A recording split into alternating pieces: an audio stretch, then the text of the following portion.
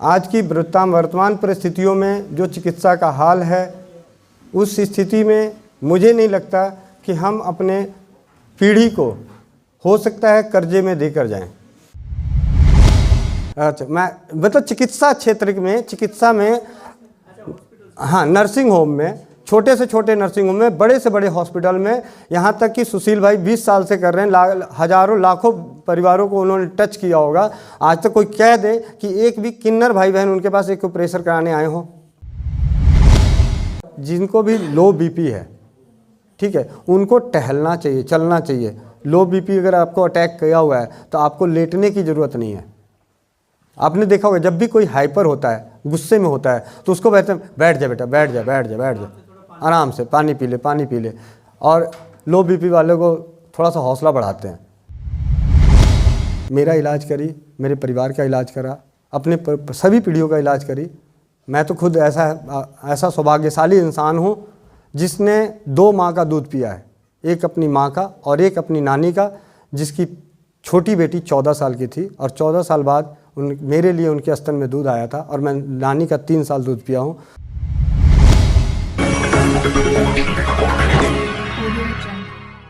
लेकिन जो उपचार हमारी घरेलू जड़ी बूटियों से हो सकता है वो न केवल हमारे स्वास्थ्य के लिए अच्छा है, अपितु जो मेडिसिन के साइड इफेक्ट्स होते हैं उसको भी वो खत्म करता है। ऐसे ही हमारे बीच इसकी घरेलू औषधि के जो ज्ञाता हैं वो मौजूद हैं, श्री गोविंद शरण जी। मैं उनको आमंत्रित करती हूँ मंच पर कि वो आज की सेशन को संबोधित करें और हम सबको इस ज्ञान से रूबरू कराएं। Sir please.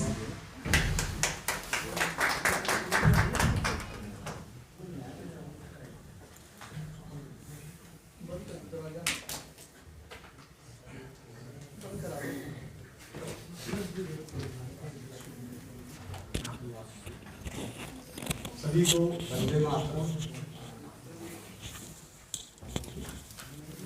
संक्षिप्त में सिर्फ 2-4 ऐसी बातें जो आप शायद यहाँ से निकलने के बाद या बैठे बैठे सोच सकते हैं, उन चीज़ों को सोचें, मनन करें।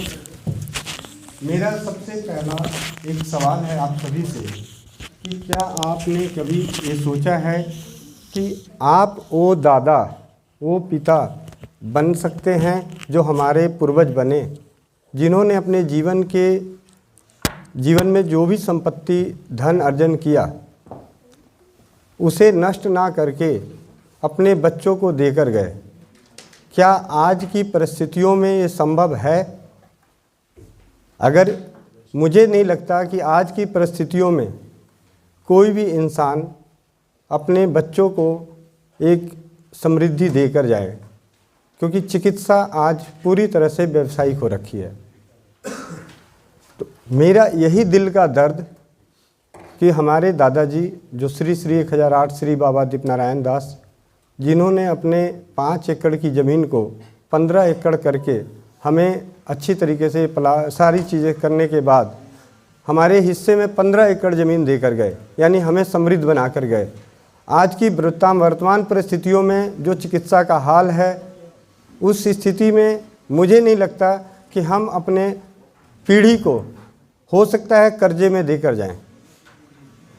और जो पिछले 6 साल पहले भाई राजीव दीक्षित जी के व्याख्यानों को सुनने के बाद जो प्रोत्साहन मिला और सोचने समझने पे मजबूर हुआ, वहाँ से ये पता चला कि वाकई अगर हम अपनी परंपराओं से हटते हैं, अपनी विचारों से हटते हैं, अपनी सद्भावनाओं से हटते हैं, तो हमारे परिवार का विनाश होना पूरी तरह से तय है, चाहे वो शारीरिक हो, मानसिक हो, सामाजिक हो, आर्थिक हो। और इन सभी चीज़ों को अगर बचाने का कोई अच्छा सा उपाय है तो वो सिंपल सा उदाहरण है आपका रसोई घर। रसोई घर की जुड़ी हुई हर चीज़ें, वहाँ के हर बर्तन का महत्व, वहाँ के हर बनने वाले भोजन का महत्व हमें सात्विकता की तरफ लेके जाता है, हमारी विचारधाराओं को मजबूत करता है। मैं एक पहला सवाल जो मन में उठा था कि मैं ऐसा दादा बन पाऊँगा या नहीं बन पाऊँगा, तो उस सवाल का जवाब मुझे भाई राजीव दीक्षित जी से मिल गया कि मैं अपने जीवन में अपने ऊपर और अपने परिवार के स्वास्थ्य खर्च को नियंत्रण रखूँगा। और वो कैसे, तो जिस तरीके से सच में मैं किसी बड़े वैद्य, किसी आयुर्वेद डॉक्टर, किसी चिकित्सक की बात ना मानते हुए सिर्फ अपनी ही दादी, अपनी सगी दादी, अपनी सगी नानी को देखा और उनको वाकई देखा तो उनके परिवार में उनकी 6 बच्चे, हम 3 भाई बहन, मेरी नानी का पूरा कुलबे में लगभग हम 500 बच्चे हैं, तो उनमें से किसी का भी हेल्थ खर्च नहीं रहा। यानी सर्दी, खांसी, जुकाम, बुखार आज एक ऐसी जन सामान्य सा बीमार रोग है जिसको लेकर एक परिवार, चाहे वो 10,000 कमाता हो, 1 लाख कमाता हो, 1 करोड़ रुपए कमाता हो, उसकी सर्दी, खांसी, जुकाम का खर्च आज जो है आने वाले 20 साल बाद क्या होगा भगवान ही मालिक है। क्योंकि पिछले 2 साल पहले जो एक सर्दी, खांसी, जुकाम, बुखार के नाम पर परिवार पूरी तरह से टूट पड़ा, बिखर गया सामाजिक स्तर पे, आर्थिक स्तर पे, जबकि उनके साथ तो हमने बचपन में खिलौने की तरह खेल बैठे थे।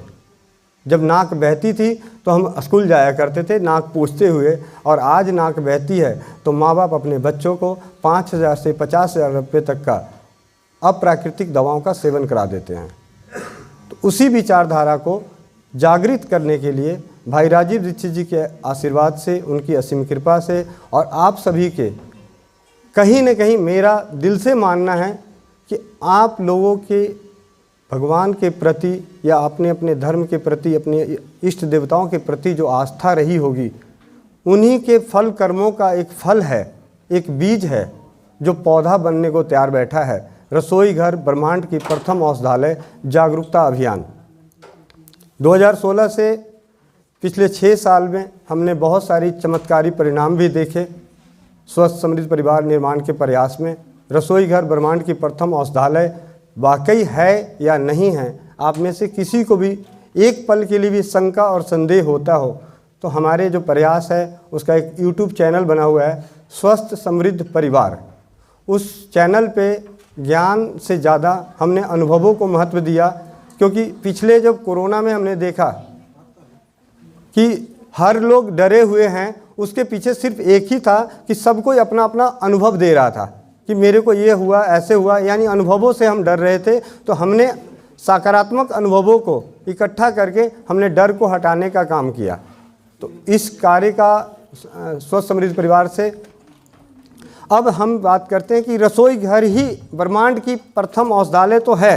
ये हमने साबित कर लिया कि पहले कुछ था नहीं, ना ही पहले आज की सबसे पुरानी कंपनी जो आयुर्वेद की दूध पापेश्वर है वो भी 1800 कुछ में बनी थी, उससे पहले भी आयुर्वेदिक दवाइयाँ नहीं थी। उसके पहले जो भी था हमारी जड़ी बूटियाँ, पेड़ पौधे उपलब्ध थे या दादी नानी पूर्वजों से आता हुआ इलाज ही था। ना ही बड़े बड़े चिकित्सक थे, ना हॉस्पिटल थे। तो इन सभी चीज़ों को भी दरकिनार करते हुए हम एक छोटी सी चीज़ सोचें कि ऐसा क्या हुआ कि रसोई घर को ही हम प्रमाणित कर रहे हैं, क्या कारण है। इसलिए कि आपने कहीं भी कुछ भी पढ़ा, कुछ भी जाना, अपने जीवन में अपने आप को स्वस्थ रखने के लिए या आपको कोई कष्ट हो गया है तो उसकी शुद्धता कहाँ है, उसकी पहचान क्या है। हर इंसान हर कुछ पहचान नहीं सकता, हर कुछ समझ नहीं सकता। तो एक ऐसा औषधालय है रसोई घर जहाँ पे पड़ी हुई हर चीज़ के बारे में परिवार के सदस्य को मालूम है। हमारी घर की रसोई घर की रानी हैं, माताएं बहनें, उन्हें मालूम है ये हल्दी है, ये धनिया है, ये जीरा है, ये सौंफ है, ये नमक है, ये मिर्च है, काली मिर्च है, ये दालचीनी है, लौंग है। कम से कम 20-25 जड़ी बूटी, जो 20-25 ऐसी दिव्य औषधियाँ जिनको हम सही से पहचान सकते हैं, सही से जान सकते हैं। तो क्यों ना हम इन्हीं से अपना इलाज करना सीख जाएं। आप सभी से एक सवाल है, क्या बचपन से हमने किसी ने साइकिल चलाना सीखा? नहीं, बाद में ज़रूरत पड़ी सीखे। मोटरसाइकिल चलाना सीखे, कार चलाना सीखे। इनमें से यहाँ पे उपस्थित जितने भी हैं, कितने लोगों को ट्रेन चलाना आता है, प्लेन चलाना आता है, ट्रक चलाना आता है। यानी हमने अपनी उन ज़रूरतों के हिसाब से अपने आप को सीखना शुरू किए जिनसे हम अपने थोड़े से खर्चे और अपने समय को बचा सकते हैं। तो इसी बात को आधार मान के आप सभी से ये विनती है कि रसोई घर एक ब्रह्मांड की प्रथम औषधालय है। आप सर्जरी ना सीखें, आप बड़े बड़े बीमारियों का रोग का इलाज करना ना सीखें, लेकिन रसोई घर से किस तरीके से हम सर्दी, खांसी, जुकाम, बुखार, बदन दर्द, सर दर्द, कमर दर्द, घुटने का दर्द, जोड़ों का दर्द, मन की चिंता, भ्रम का रोग जैसी छोटी छोटी समस्याओं का हम निदान अपने रसोई घर से करते हैं। तो इसका सबसे बड़ा फ़ायदा जानना सीखना चाहिए, क्योंकि आपने सीखा है। मैं ऐसे कई कपल्स को जानता हूं जो शादी हुई थी, उससे पहले उस बहन को स्कूटी चलाना भी नहीं आता था, बाद में उसके बच्चे हुए तब भी नहीं चलाना सीखी, लेकिन जैसे ही उसने बच्चे को स्कूल में डाला तो अपना 2000 रुपये बचाने के लिए, 1000 रुपये बचाने के लिए स्कूटी चलाना सीख ली। तो क्या अपने बच्चों को सही तरीके से स्वस्थ रखने के लिए हम रसोई घर एक ब्रह्मांड की औषधालय है, इस औषधालय को क्यों ना सीखें, क्यों ना जानें? तो ये आपसे विनती है। दूसरी, बहुत सारी बातें कहने को है, बताने को, तो छोटी छोटी बातों में एक बात और याद आ रही है। यहाँ पे बैठे हुए सभी लोगों से मैं चिंतन और मनन करने की बात करूँगा कि आप में से अभी के अभी 2 मिनट के अंदर दौरा लगाइए कि आप अभी जितने भी हॉस्पिटल्स में गए हैं, जितने भी नर्सिंग होम में गए हैं, जितने भी आयुर्वेदिक सेंटरों पे गए हैं, नेचुरोपैथी सेंटर पे गए हैं, जिस भी मर्जी के पैथी पे सेंटर पे गए हैं, यहाँ पे हमारे भाई सुशील भाई हैं, एक्यूप्रेशर जानते हैं, मैं उनसे भी ये कह सकता हूँ कि वो भी अभी अपना अनुभव बताएं कि क्या उनके 20 साल के कैरियर में किसी किन्नर भाई बहन पहुँचे हों, उनके पास किन्नर भाई बहन आए हों। समाज का वो वर्ग किन्नर भाई बहन बहुत कम, रियर केस में। जब कोई ये होता है घर में खुशी आती तब आते न, हाँ वो बात है। अच्छा, मैं मतलब चिकित्सा क्षेत्र में, चिकित्सा में, हाँ नर्सिंग होम में, छोटे से छोटे नर्सिंग होम में, बड़े से बड़े हॉस्पिटल में, यहाँ तक कि सुशील भाई 20 साल से कर रहे हैं, हजारों लाखों परिवारों को उन्होंने टच किया होगा। आज तक कोई कह दे कि एक भी किन्नर भाई बहन उनके पास एक ऑपरेशन कराने आए हों? कोई मदानता अपने हॉस्पिटल में कह दे, या बड़े से बड़ा एम्स कह दे, राम मनोहर लोहिया कह दे कि हाँ जी मेरे पास उनकी भीड़ आती हो, उनके शायद कोई कभार आ गया तो अलग बात है, लेकिन मेरा ये जवाब मुझे दिल में तब बैठा जब मैं 2020 में कोविड के दौरान बस में सफ़र कर रहा था और वहाँ पे उन बहन को देखा, भाइयों को देखा, तो मेरे मन में फटका लगा। मैंने कहा जी मैंने इनको आज तक नर्सिंग होम में, हॉस्पिटल में नहीं देखा, मैक्स में नहीं देखा, कहीं भी किसी हॉस्पिटल में नहीं देखा, तो ऐसा क्या है इनके पास? फिर मैंने उनसे अगले दिन भी उतर के बात करी। मैंने कहा आप लोग बीमार पड़ते हैं? करें तो क्या हो गया, हम बीमार क्यों नहीं पड़ेंगे? करें हम पढ़ते हैं। तो मैंने कहा जी आपको तो इलाज कराते हैं, हमने कभी देखा ही नहीं, कहीं गया ही नहीं। कहते क्या ज़रूरत है हॉस्पिटल जाने की? मैंने क्यों, कौन इलाज करता है आपका? कहते क्या होता है, सर्दी, खांसी, जुकाम, बुखार, पेट दर्द, यही होता है कभी कभार, वो हमारी अम्मा होती है, वो हमें दे देती है, हम खा पी लेते हैं, ठीक हो जाते हैं। और 90% उनको बीमारियां इसलिए नहीं होती कि जाने अनजाने उस भारत की भूमि से निकलने वाली सबसे उत्तम पैथी एक्यूप्रेशर जो कहते हैं वो करते हैं। अब हमारे यहाँ इसलिए नहीं हो पा रहा है कि पहले हर गांव समाज में एक गांव होता था, अगर 500 घरों का गांव है तो आज उसके यहाँ सत्यनारायण भगवान की कथा, अगले हफ्ते उसके यहाँ इस तरीके से हमारे यहाँ पूजा पाठ का एक रिवाज चलता था। और उस सत्यनारायण भगवान की कथा में तालियां बजाने का, भजन गाने का, कीर्तन करने का प्रावधान था। तो वहाँ पे बैठे जिन लोगों के झोल मजीरा बजा रहे हैं, कुछ लोग अपने हाथ से ही बजा रहे हैं, कुछ न कुछ कर रहे हैं, तो अपने आप में एक्यूप्रेशर। दूसरी चीज़ उन्हीं से हमने देखा कि जब भी कभी उनको देखते हैं कि हमारे घर में खुशी के माहौल में आते हैं और थोड़ी देर अगर हम कर दें, मगर 5 मिनट के अंदर उनको हम विदा ना करें तो 2 मिनट में वो अपने जूते चप्पल निकाल के नाचना शुरू करती हैं, मतलब हमारी नाचना शुरू करती है। और अगर हमें चिकित्सक बोलते हैं कि आपको सुबह की सैर करनी चाहिए, जैसे उन्होंने लिखा या बताया कि आपको सुबह सैर करना चाहिए, सबसे पहला पॉइंट यही जाता है कि भैया जाते हुए एक स्पोर्ट्स शू लेना है, सुबह वॉकिंग शूज़ लेनी है। यानी हम नंगे पाँव वहाँ भी नहीं चल रहे हैं, हम अपने आप को ज़मीन से वहाँ भी नहीं जोड़ रहे हैं। सुबह टहलते तो पूरी दुनिया टहलती है, पार्कों में पूरी दुनिया, लेकिन सब के सब पैरों के नीचे एक ऐसी चीज़ें डाल के जिससे कि हमें धरती का वो ना मिले। फिर किन्नर भाई बहनों से ही एक चीज़ और जानने और सीखने को मिला कि उनके शरीर में अगर रोग नहीं है, जबकि शारीरिक दुखों में, मानसिक दुखों में उनके पास बहुत ज़्यादा दुख है, लेकिन एक तो उन्होंने उसके साथ जीना सीखा और दूसरों की खुशियों में खुश होना सीखा। उनसे हमें ये सीखना चाहिए कि हमें दूसरे की खुशियों से खुश होना चाहिए, तो हम अपनी एनर्जी को लॉस नहीं कर सकते, हम अपने हार्मोन्स को बिगाड़ नहीं सकते। किन्नर भाई बहन की बात हो गई। अब मैं बात करता हूँ कि आज जो स्थिति है और कल जो स्थिति होगी, उसके बीच में सबसे बड़ा रोड़ा कौन है?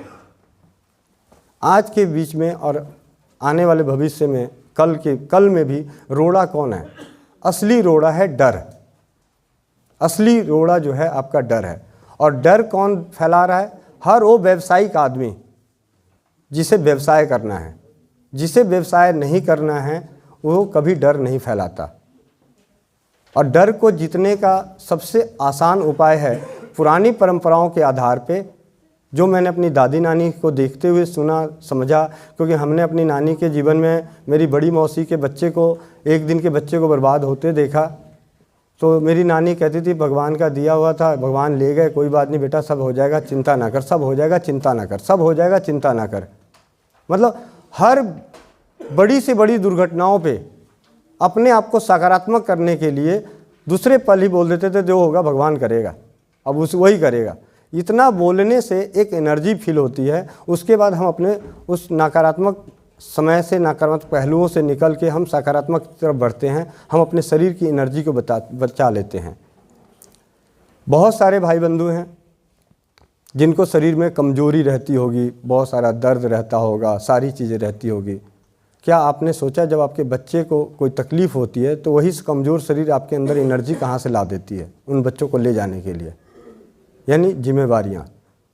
तो जिम्मेवारियों से भी कई बार हम, लेकिन आज के समय में जिम्मेवारियों को हम गलत तरीके से जी रहे हैं।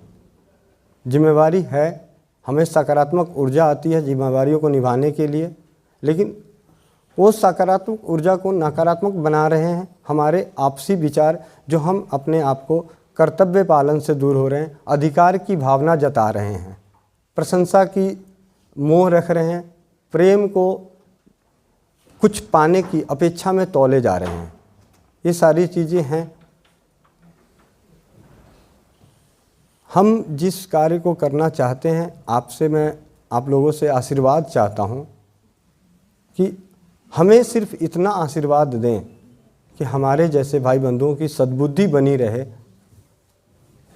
आज कल कुछ घटनाएं ऐसी घटी, मैं बता दूं, समाज के साथ हो रहे चिकित्सीय व्यापार के तहत बहुत सारे लोग सोशल मीडिया, खास करके इस समय पे सोशल मीडिया का बहुत बुरा हाल है। सोशल मीडिया की वजह से हमारे परिवारों को बहुत ज़्यादा लूट खसूट का झेलना पड़ रहा है। नीम हकीम खतरे जान वाली बात भी कही जाती है, ये बात सच है, लेकिन क्या हम उनसे कैसे बचें? इसके लिए मैं सबको यही कहता हूँ कि अगर आपको इलाज लेना है, किसी भी पैथी से इलाज लेना है, न दादी नानी की बात रसोई घर को छोड़ के, अगर किसी भी पैथी से इलाज लेना है तो इलाज आप हमेशा प्रत्यक्ष प्रमाण वाले इंसान से लें। चाहे आपको आयुर्वेद के प्रति झुकाव हुआ हो, नेचुरोपैथी के प्रति झुकाव हुआ हो, होम्योपैथ के प्रति झुकाव हुआ हो, एलोपैथी के प्रति झुकाव हुआ हो, साक्षात लें, सोशल मीडिया के माध्यम से ना लें। क्योंकि सोशल मीडिया को सिर्फ़ और सिर्फ इस्तेमाल किया जा रहा है व्यापार के लिए, यहाँ पे व्यावसायिक तौर पे। मुझे कई सारे भाई बंधु जब हम इस क्षेत्र में कार्य करने लगे, बहुत सारे जज भी हैं, वकील भी हैं, डॉक्टर भी हैं, सब ने मुझे राय दी कि गोविंद भैया आप कुछ कोर्सेज कर लो, डिग्रियां ले लो।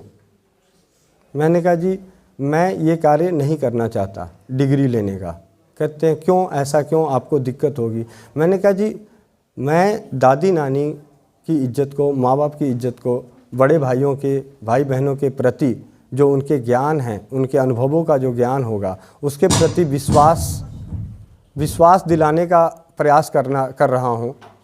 तो उस प्रयास में अगर मैंने भी डिग्रियां ले ली और इलाज करना शुरू किया, इलाज बताना शुरू किया, सामाजिक जागरूकता लाना शुरू किया, कल कोई और भाई इस कार्य को करना चाहेगा, या मेरा बच्चा, मेरा पोता जब उसको बोलेंगे तो बोलेगा जी आपके पास कोई डिग्री है क्या रसोई घर की डिग्री है इलाज करने का, जो मैं आपकी बात मानूं?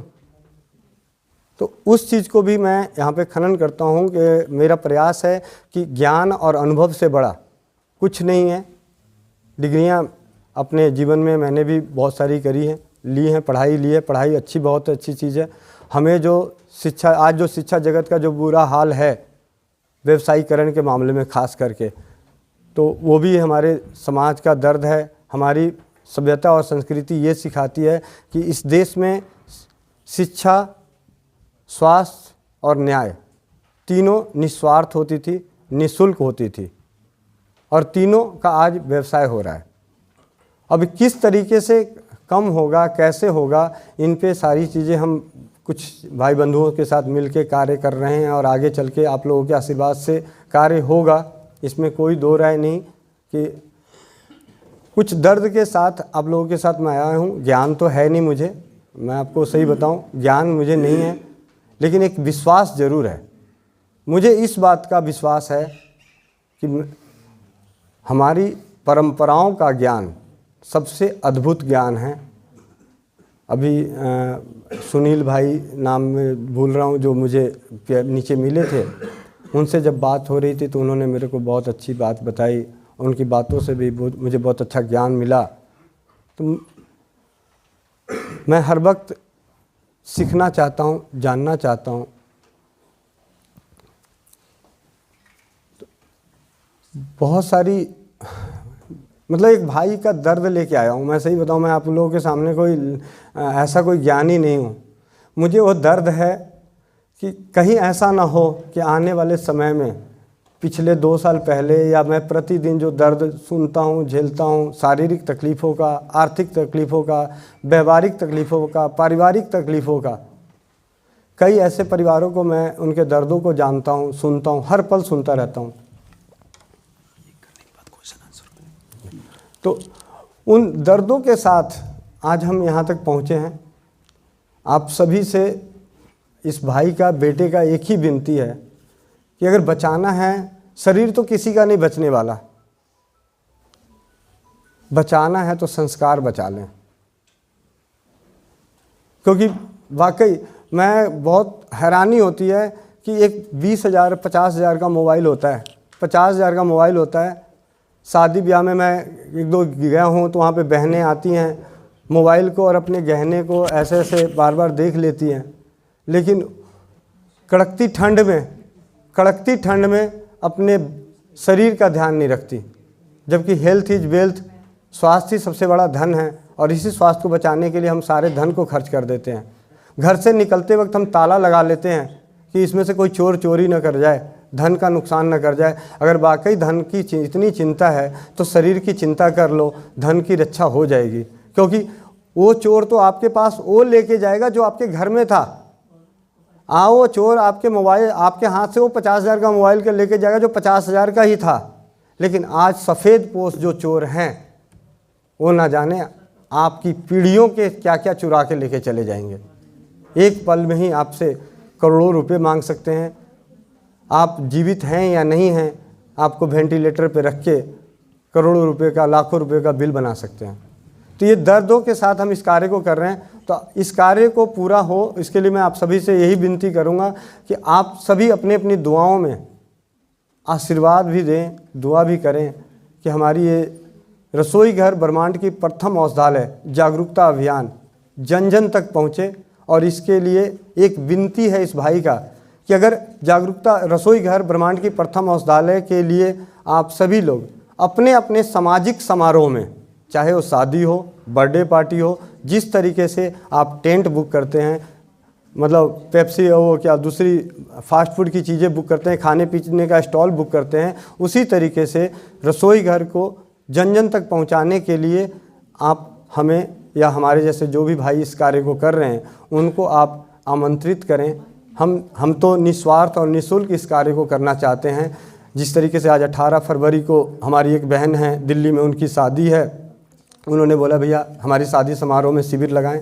20 दिसंबर को इस ब्रह्मांड में पहला वो इतिहास रचा कि 20 दिसंबर 2021 को गुजरात आनंद में चंद्रकांत भाई पटेल जो यूएसए में रहते हैं, उन्होंने अपनी बेटी की शादी करी और उस शादी में स्वदेशी चिकित्सा का शिविर लगाया और 1200 मेहमान आए थे। उसमें से 750 मेहमानों को हमने व्यक्तिगत 4 भाइयों के साथ, धीरज अरुण आर्या, दीपक आर्या, मैं और उस शिविर तक पहुंचाने वाले सारथी हमारे ओम प्रकाश भाई, जो इमरजेंसी में बाई कार अपनी कार से हमें रातों रात लेकर गए 18 घंटे की ड्राइव करके।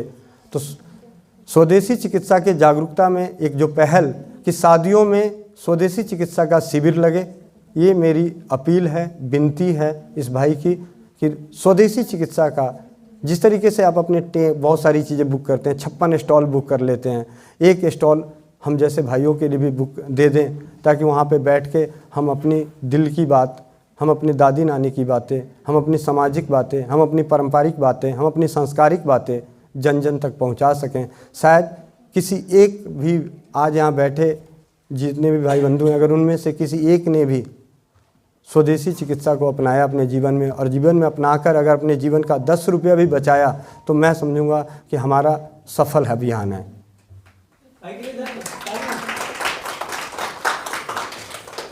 अब मैं आप सभी से चाहता हूँ कि आपके कोई प्रश्न हैं तो एक भाई होने के नाते, एक बेटा होने के नाते रसोई घर के माध्यम से जो मैं आपको बताऊं तो आप सब में से किसी का भी कोई। अच्छा, मेरे पास आया हुआ है सिर दर्द, माइग्रेन, हाई बीपी, लो बीपी, दांत दर्द, पैरिया, लिकोरिया, खून ज़्यादा, पीरियड, पेट में दर्द, गैस, कमर दर्द, खांसी, एड़ी दर्द, बुखार, जुकाम, ऐसी समस्याएं जन सामान्य। तो मैं छोटी छोटी सी ऐसी बातें कर दूं। देखिए जी, सबसे पहली चीज़ कि आपके शरीर में कभी कोई बीमारी हो ही नहीं सकती अगर हम अपने भोजन को पहचान लें। भोजन अगर आपके आसपास के जहां आप पैदा हुए हैं उसके 50 किलोमीटर के रेडियस में आपका भोजन है, उसके 50 किलोमीटर के रेडियस के, तो आपके शरीर में कोई रोग ग्रसित नहीं होगा। हम भाई राजीव दीक्षित जी के चेन्नई का व्याख्यान, पुणे का व्याख्यान और पटियाला का व्याख्यान जिन्होंने भी सुनकर अमल कर लिया, उनके जीवन में 90% रोग से वो जीत सकते हैं। तीसरी बात, हर इंसान अगर अपने परिवार में सकारात्मक चाहता है, उसका सांस्कारिक परिवार हो, तो राजीव भाई के जीवन जीने की कला, कार्यकर्ता के गुण 2 व्याख्यानों को सुनकर अपने जीवन में अमल करें तो वो भी अपनी पारिवारिक, सामाजिक और व्यवहारिक जीवन को सुखी संपन्न बना सकते हैं। जीवन जीने की कला में जो उन्होंने कुछ पॉइंट को बताया है, बहुत ही सीरियल, उसका मैं तो कहता हूँ सबसे सिंपल सा उदाहरण है कि भैया हमें सबसे बड़ी लोभ मोह माया से परे होना है और सिर्फ कर्तव्य का अधिकार जताना है। कर्तव्य करना है, अधिकार की भावना ख़त्म कर दें, कर्तव्य की भावना पे आ जाएं तो आपके परिवार में कभी लड़ाई झगड़ा द्वेष क्लेश हो ही नहीं सकता। एक छोटा 2 भाई हैं आपस में, अगर वो कर्तव्य की तरफ जाते हैं। इसी तरीके से राजीव भाई के कार्यकर्ता के गुणों के नियम में कोई इंसान जेब का कमज़ोर है चलेगा, उसके पास ज्ञान नहीं है चलेगा, अगर लंगोट का कमज़ोर हो गया तो वो समाज नहीं चलेगा। हमें जेब का पक्का हो बहुत अच्छी बात है, लेकिन उससे ज़्यादा अच्छी बात है कि लंगोट का पक्का होना। सिर दर्द के लिए क्या करें, माइग्रेन के लिए क्या करें, बहुत ही सिंपल है, सरल है। कभी भी किसी को भी सर दर्द हो रहा हो, अपने रसोई घर में उपलब्ध सरसों के तेल की 10 बूंदें दोनों नाक छिद्रों में डाल दें, दर्द छूमंतर हो जाता है। अगर इस दर्द इससे नहीं जाता है तो तुलसी के पत्ते, हींग और लहसुन, इन तीनों को, तुलसी के 5-6 पत्ते लें, 1 कली लहसुन की लें, 2 चुटकी हींग, 1 चम्मच पानी में मस लें और उसकी 2-2 बूंद। जी, ये सारी वीडियो हमारे स्वस्थ मत परिवार पे मिल जाएगी, तो आप जितना लिख सको लिख लो, ना हो तो हमसे मिल जाएगी। तो जी सिर दर्द, कभी भी किसी को भी भयंकर सिर दर्द हो, अगर आपके पास सरसों का तेल है, सरसों तेल की 5-5 बूंदें दोनों नाक छिद्रों में डाल दें, सर दर्द खत्म हो जाता है। हो सकता है किसी को ये सरसों का तेल, ज़रूरी नहीं कि हर एक दवा, हर एक उपचार 100 में 100 पे काम करता हो। मान लिया किसी को नहीं काम कर रहा है तो अपने घर में तुलसी का पौधा है, तुलसी के पत्ते लें 2-4, 1 लहसुन की कली लें और उसमें 1 चुटकी हींग मिला के 1 चम्मच पानी में मसल दें। उस पानी की 2-2 बूंदें दोनों नाक छिद्रों में डाल दें। जो भी डालेंगे, डालने वाला भाई डालने वाले से कम डालने के बाद 5 फीट की दूरी बना ले क्योंकि मार पड़ने वाली होगी, ठीक है। तो विद इन ए सेकेंड्स ये दूर हो जाता है। इसका जो सबसे बड़ा अनुभव है हमारे पास अभी तक का, 20 साल, जीवन के 20 साल, दिन के 12 गोलियां सर दर्द के लिए लेने वाले चंडीगढ़ पुलिस के वहाँ chief minister, Haryana chief minister के सिक्योरिटी इंचार्ज बहादुरगढ़ के रहने वाले, उन्होंने मात्र 15 दिन इसका उपयोग करके, कल फ़ोन आया है, झूठ नहीं बोलूँगा, कल फ़ोन आया है 1 साल बाद, कल उनको दर्द दोबारा उठा। जबकि उन्होंने अपने 20 साल के करियर में हर पैथी का इलाज करा चुके थे, किसी ने 1 साल तक दवा नहीं छुड़वाई, लेकिन रसोई घर की लहसुन, हींग और तुलसी के पत्तों का रस 2-2 बूंद नाक में डालने से, 15 दिन में डालने से उनकी वो दवाइयाँ छूट गई और 1 साल बाद वो दर्द वाकई आया है। मैं झूठ नहीं बोलूँगा, कल ही फ़ोन आया था कि भैया मेरे को दर्द दोबारा उठा है। मैंने कहा भैया पिछली बार अगर आपने 15 दिन किया था तो 1 साल चला, इस बार आप 1 महीना कर लें, अगले हो सकता है कि 5 साल चल जाए। तो ये है रसोई घर की सबसे अद्भुत जीत। माइग्रेन भी ये ठीक करता है, जिसको भी नियमित, जैसे राजीव भाई तो हमारे बताते हैं देसी गाय का घी नाक में डालिए, उससे काफ़ी सारी समस्याएं दूर होती है, बहुत सारे। मैं आपको उन उपचारों को बताऊंगा जो हमने परीक्षित किए हैं, हमने नहीं, मैंने नहीं, आप जैसे भाई बहनों के आशीर्वाद से, आप लोगों ने जो विश्वास दिखाया उस विश्वास से परीक्षित किए हैं। हाई बीपी कोई बीमारी नहीं है जी। आप लोग हैरान हो जाओगे कि मैं बोलता हूँ कि हाई बीपी बीमारी नहीं है, वाकई बीमारी नहीं है। अगर ये बीमारी थी तो हमारे बाप दादाओं को क्यों नहीं थी भाई? हमारे बाप दादाओं ने, मेरे दादाजी ने, मेरे गांव में कम से कम 500 दादा होंगे। जो गांव समाज का एक रिवाज होता है कि आपके गांव में बड़े बुजुर्ग सारे आपके दादा हैं, तो मेरे 500 दादाओं ने किसी ने बीपी की गोलियां नहीं खाई पूरी जीवन। और जब भी उनको कभी कोई डॉक्टर आते थे वहाँ के, वो नापते थे, कहते थे इनका दवाई दिए, कहते थे दादाजी, चाचा जी ये 2 दिन की दवाई दिया हूँ, खा लीजिए, ठीक हो जाइएगा। मैं आप सभी से प्रत्यक्ष प्रमाण चाहता हूँ, आप अपने घर में झगड़ा करें और बीपी नाप के देखें, आपको बीपी की दवाई लेनी पड़ेगी, उस वक्त आपका बीपी हाई ही रहता है। वाकई बीपी की समस्या नहीं है, बीपी कोई रोग नहीं है। इसे रोग में तब तब्दील किया जाता है जब उसकी दवाइयाँ हम रेगुलर खा लेते हैं। तो बीपी के लिए ऐसे बहुत ही उत्तम औषधि है अपने रसोई घर में। मेथी दाना, राजीव भाई बताते हैं रात को पानी में भिगो के सुबह कर लें। उसके अलावा अर्जुन की छाल, मैं सिंपल सी साधारण सी बात है, अर्जुन की छाल एक कॉम्बिनेशन बताना चाहूँगा जो हमें 6 सालों में बहुत अच्छी सफलता मिली। हमारे जो भाई हैं हरजिंदर भाई, इनकी माता जी 12-13 साल से बीपी की गोलियाँ खा रही थी। 6 महीने की इस प्रयोग के बाद उनकी बीपी की दवा छूट गई है। आज इस बात को 2.5 साल हो गए। इसमें एक बहुत ही अच्छी कॉम्बिनेशन हमारे हाथ लगी प्रयास करते करते। अर्जुन की छाल, दालचीनी, गोरख मुंडी, मुलेठी, ये चारों बराबर मात्रा में पाउडर बना के रखें और इसकी चाय बना के पिएँ। बहुत ही सिंपल, चाय पत्ती की जगह आप इसे डाल के पिएँ, आपको बीपी की समस्या नहीं होगी। ये सिर्फ बीपी की ही नहीं, ये हमारे हार्ट की रोगों के लिए भी बहुत उत्तम है, हृदय रोगों में भी। जी, दालचीनी, मुलेठी, अर्जुन की छाल, गोरख मुंडी। दालचीनी, अर्जुन की छाल, मुलेठी, गोरख मुंडी, चारों बराबर मात्रा में पाउडर बना के रख लें। हाँ, गोरख मुंडी, गोरख मुंडी, हाँ जी, पंसारी से मिल जाएगी जी।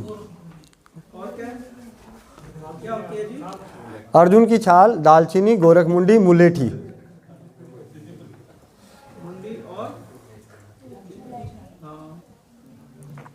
मुलेठी बराबर, हाँ 50-50 ग्राम ले लें, 100-100 ग्राम ले लें। आप उनको पाउडर बना के रख लें और जैसे चाय बनाते हैं चाय बना के पीजिए। जितनी बार चाय पीना पीजिए। राजीव भाई कहते हैं चाय नहीं पीनी चाहिए, मैं कहता हूँ चाय 1 नहीं 100 बार पी लो, लेकिन चाय पत्ती हटा दो, बस चीनी हटा दो। चीनी की जगह खांड डालो, मिश्री डालो, आप स्टीविया की पत्ती डालें, कुछ भी डालें, लेकिन चीनी ही हमारे, जितने सफ़ेद पोष हैं वो सारे हमारे लिए नुकसानदायक हैं। सफ़ेद पोष जैसे सफ़ेद डॉक्टर नुकसानदायक है हमारे लिए, ठीक है। सफ़ेद चीनी नुकसानदायक है, सफ़ेद मैदा नुकसानदायक है, जितने सफ़ेद हैं। दूध भी नुकसानदायक है, हाँ जी, लेकिन वो सफ़ेद दूध हमेशा क्या होता है, सच्ची बताएं, दूध सफ़ेद नहीं होता, एग्जैक्ट में उसका कलर वाइट नहीं है। ठीक है। ऐसे ये बोले दूध नहीं लेना, दही नहीं लेनी। देखिए जी, अगर आपके देसी गाय, अपने घर के गाय भैंस का दूध है, अपने गाय भैंस का, तो आप ज़रूर लें, ज़रूर लें। हाँ, अगर आपको दूध लेने से कोई दिक्कत होती है, क्योंकि ज़रूरी नहीं कि हर किसी को अमृत पच जाए, तो ठीक है, किसी किसी को दिक्कत होती है, तो उसके साथ अगर ज़रूरी है, मान लीजिए कि दूध हमारे को एसिडिटी कर रही है और दूध हमें ज़रूरी है हमारे शरीर के लिए और मैं पीना चाहता हूँ, तो उससे हो रहे नुकसान के कैसे दूर करें उस चीज़ को। जैसे हमारी दादी नानी करती थी, दूध पीने की इच्छा नहीं करा और क्या हुआ, उल्टी हो रही है दूध में, ठीक है, कुछ डाल के उबाल के दे दिया, तो आप दूध में सौंफ डाल के उबाल के पीने से हर इंसान को दूध पचता है। सौंफ डाल के ना, हाँ जी, दूध उससे एसिडिटी नहीं होगी। किसी को नहीं। और सर दूध किस समय लेना चाहिए? दूध हमेशा रात्रि को लेना चाहिए। रात को सोते समय हाँ, रात को सोते समय दूध लेना चाहिए। सुबह का दूध हम तब ले सकते हैं जब हमें किसी औषधि के लिए इस्तेमाल करते हैं। अगर आपको कोई दवा इस्तेमाल करनी है, आप उसके साथ दूध लें, बहुत अच्छा है। ऐसे रात्रि में दूध उत्तम। रात दूध पी के सो जाओ, उससे कुछ नहीं। हाँ जी, रात दूध पी के सो जाएं। लो बीपी की बात हो रही थी, यहाँ पे लो बीपी है। लो बीपी जिनको भी है, जिनको भी रहता है, मैं उनको दावे से कह सकता हूँ कि आप पूरी तरह से सुरक्षित हैं कि आप नहीं मरने वाले, खास करके लो बीपी के कारण। अच्छा, जैसे कि मेरा 110, 60 या 70 रहता है। जी, मेरा 70 और 40 रहता है। मैं आपके पास बैठा हूँ, सामने खड़ा हूँ, 70 और 40 रहता है। अभी भी आप नाप सकते हैं, 70-40 का बंदा है। और सर वैसे भी बीपी का पैमाना हर किसी के लिए बराबर नहीं होता। बस यही सिंपल है। वो नहीं बैठ जाएगी ये किडनी लो बीपी में? नहीं, ऐसा है ना, देखिए दिक्कत क्या है, कुछ है देखिए मैं इसका सिंपल से चीज़ है, मैं आपको लो बीपी का सबसे अच्छा उपाय भी बता देता हूँ कि आपको लो बीपी तंग नहीं करेगी। अपने रसोई घर में जो गुड़ है, चीनी है, गुड़ है, नमक है, इसका शरबत बना के पीजिए। जिनको अच्छा ना लग रहा हो उसमें नींबू मिला लें। गुड़, नमक, नींबू का शरबत, नमक का शरबत पीजिए। नॉर्मल लो बीपी वालों के लिए सबसे उत्तम। बीपी लो जब हो रहा है तो उस वक्त तो ज़रूर पीजिए। और जिनको भी लो बीपी है, ठीक है, उनको टहलना चाहिए, चलना चाहिए। लो बीपी अगर आपको अटैक किया हुआ है तो आपको लेटने की ज़रूरत नहीं है। आपने देखा होगा जब भी कोई हाइपर होता है, गुस्से में होता है, तो उसको कहते हैं बैठ जा बेटा, बैठ जा, बैठ जा, बैठ जा, आराम से पानी पी ले, पानी पी ले। और लो बीपी वाले को थोड़ा सा हौसला बढ़ाते हैं। तो इस तरीके से लो बीपी की सबसे उत्तम औषधि जो है नमक है अपने रसोई घर की। और हाई बीपी की भी सबसे उत्तम औषधि नमक है। यही तो उसकी औषधि है, मना करते हैं, वही नहीं लेना है। मतलब हाई बीपी की उत्तम औषधि नमक का परहेज है।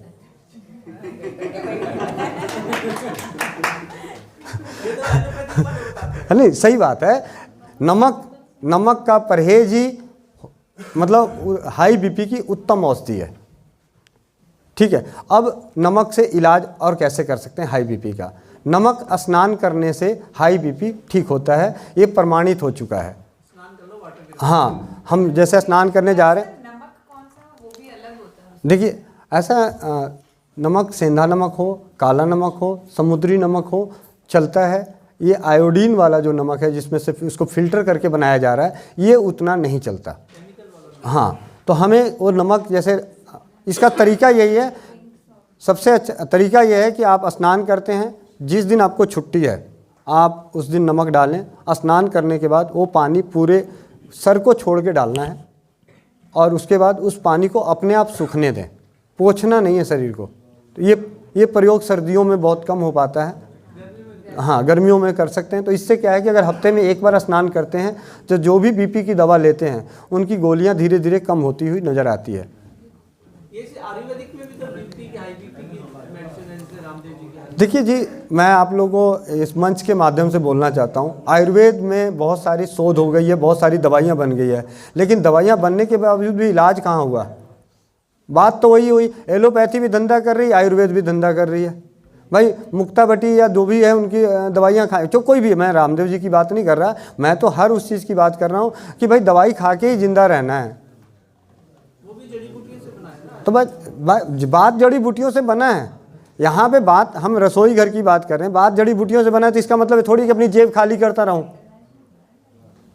जेब खाली करता रहूं, ये तो हमारा अधिकार नहीं है ना।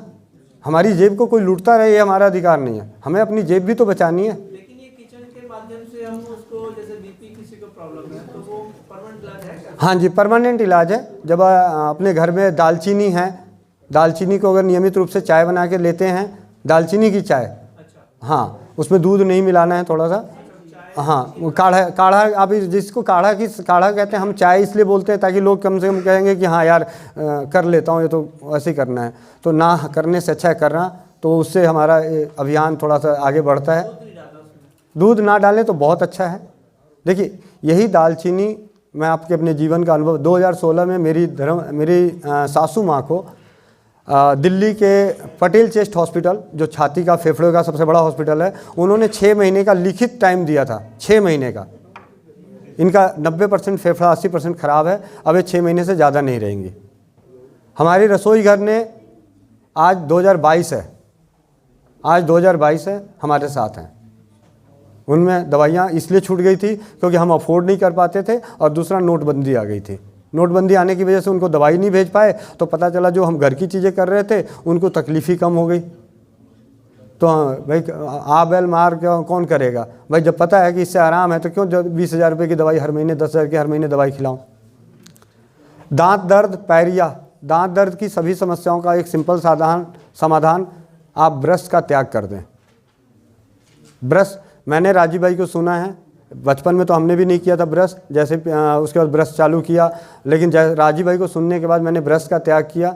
मेरी दांत के 2-3 दांत खराब हैं, 2003 में ही निकले थे, आधा टूटा आधा सड़ा हुआ उसी में, लेकिन आज तक कोई तकलीफ़ नहीं होती। सिर्फ इसलिए नहीं होती क्योंकि मसूड़े तब कमज़ोर होंगे जब ब्रिसल्स उस पर मारे जाएंगे। भाई इतनी त्वचा को बड़े अच्छे से क्रीम लगा के ऐसे हाथ से मलते हैं बड़े बड़े प्यार से, और दांत में बड़ी लाइट स्किन है, इतनी स्किन है कि उसकी चमड़ी फट जाए, उस पर ब्रिसल मारते हैं। और आजकल तो इतना टाइम कम हो गया कि बस 2 ही झटका इधर 2 झटका इधर, तो वो भी एक नुकसान है।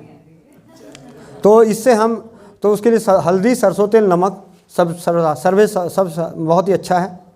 अगर आपके आसपास मिलने वाली चीज़ों में अगर आपको अपामार्ग कभी भी नज़र आ जाए, अपामार्ग चिड़चिड़ा बोलते हैं, चिड़चिड़ी, उल्टा कांटा, जो हम चलते हैं तो पैरों में चिपक जाता है, कांटे उसके चिपक जाते हैं कपड़ों पे, वो अगर जब भी मिले आप उसके पत्तों को ज़रूर चबाएं। आपके दांतों में तकलीफ़ है या नहीं है तब भी आप उसको लें, पानी थोड़ा सा धो के आप उसके 5-6 पत्ते लेके मुंह में चबा के उसका रस पी जाएं। दांतों की बहुत उत्तम औषधि है। उसके दातुन करने का रिवाज हमारे यहाँ एक पूजा होती है बिहार में, उस पूजा में तो उसी दातुन का प्रयोग किया जाता है। यानी कि हमारे परंपराओं में एक चीज़ ऐसी डाल दी कि एक दिन उस दातुन को करेगा ही तो उसकी दांतें अपने आप उस समय बीमारियां दूर होगी। तो हाँ, ऐसा कानून बना दिया, परंपराएं बना दी, और वो परंपराओं की वजह से हमारा सारी चीज़ें हेल्थ से रिलेटेड है।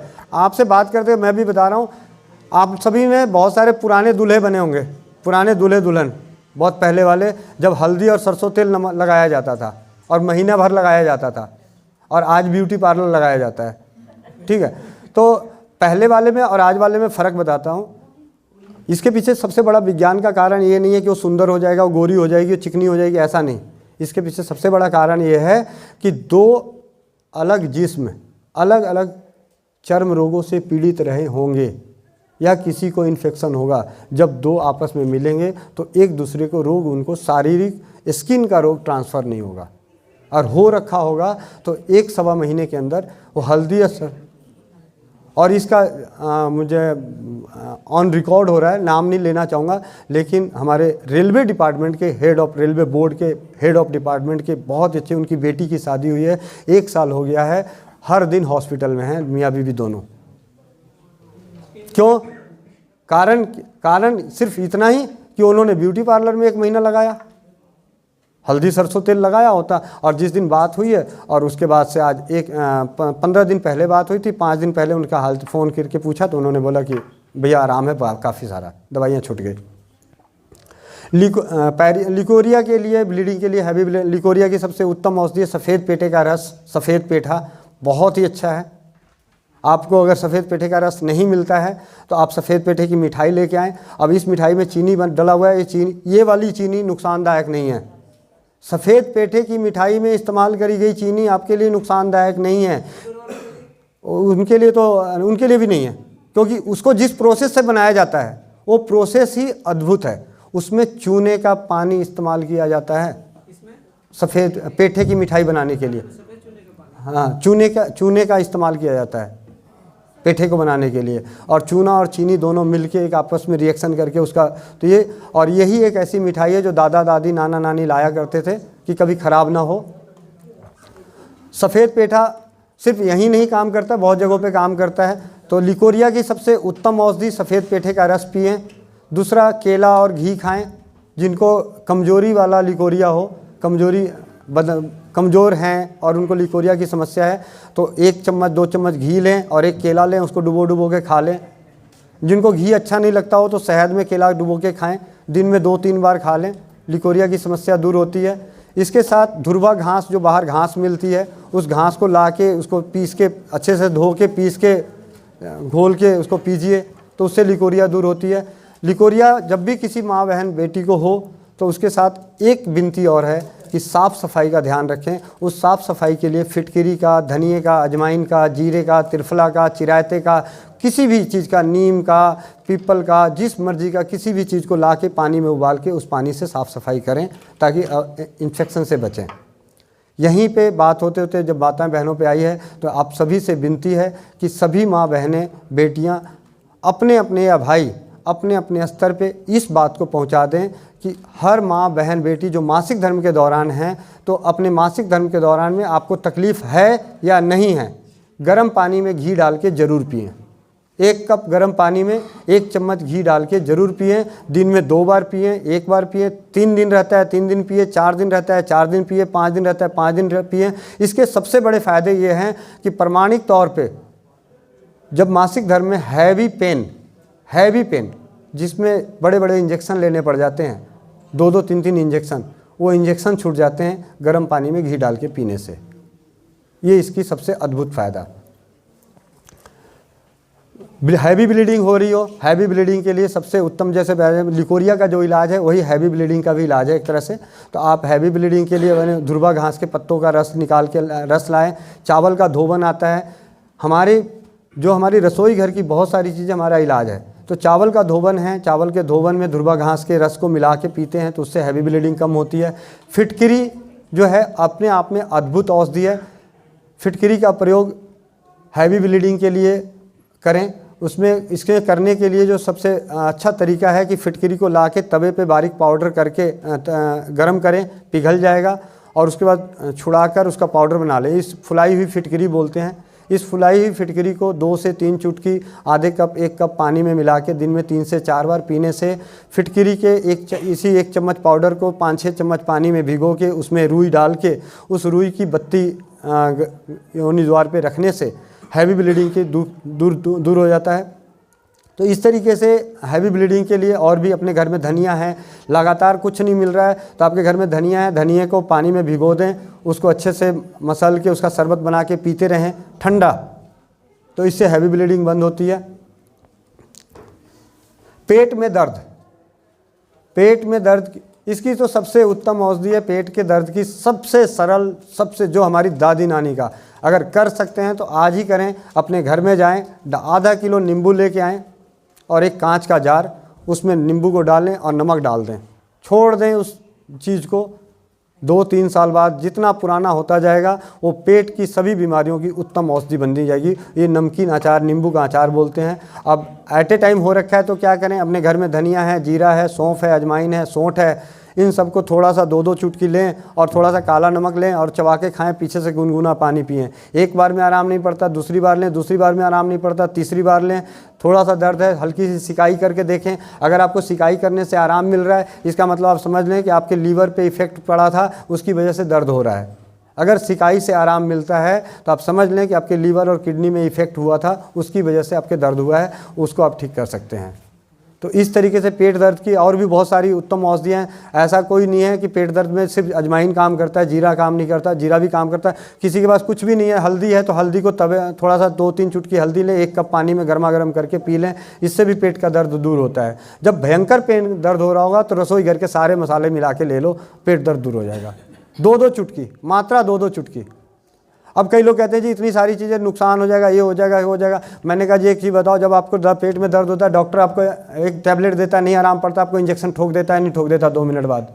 अगर उससे भी आराम नहीं पड़ता था 10 मिनट बाद दोबारा इंजेक्शन ठोक देता है। तो क्या हम घर की चीज़ों को 4 बार रिपीट कर लेंगे तो कौन सी आफत आ जाएगी? बहुत सारे लोगों का सवाल होता है कि ये चीज़ गर्म होती है जी, हल्दी ले लेंगे, सौंठ ले लेंगे, गर्म हो जाएगा। मैं कहा सूरज की रोशनी निकलती है गर्मी के मौसम में, तो क्या घर में घुसे रहते हो क्या? जब चाय पीते तो गर्मी नहीं होती? सिर्फ और सिर्फ मन का भ्रम है, मन का डर है। गर्मी तो सबसे ज़्यादा गर्मी तो हमारी अंग्रेजी दवाइयों में भी है,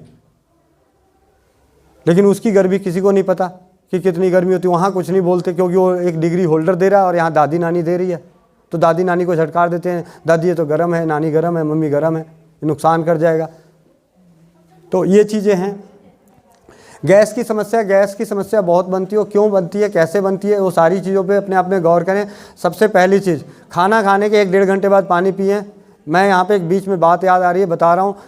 हम में से सारे लोग जो भी इस धर्म से भी हो, माफ़ करें अगर आपके ऐसा बोल रहा हूँ, लेकिन मैं आपके धर्म से मैंने बहुत कुछ सीखा है। मुस्लिम धर्म से मैंने एक चीज़ सीखा है कि मैं हिंदू धर्म में हूँ, मैं शाकाहारी हूँ, और मेरे बहुत सारे जानकार हैं जो शाकाहारी हैं फिर भी बीमार हैं, ठीक है। और मुस्लिम भाई बंधु है जो उनका खान पान और कुछ गड़बड़ है फिर भी वो कम बीमार हैं। तो उसके पीछे कारण क्या है कि वो अपने नमाजी होते हैं, 4 टाइम 5 टाइम उनकी नमाज होती है, और उस नमाज में एक जो आसन इस्तेमाल किया जाता है वो वज्रासन इस्तेमाल किया जाता है, और 10 मिनट से कम नहीं का होता है।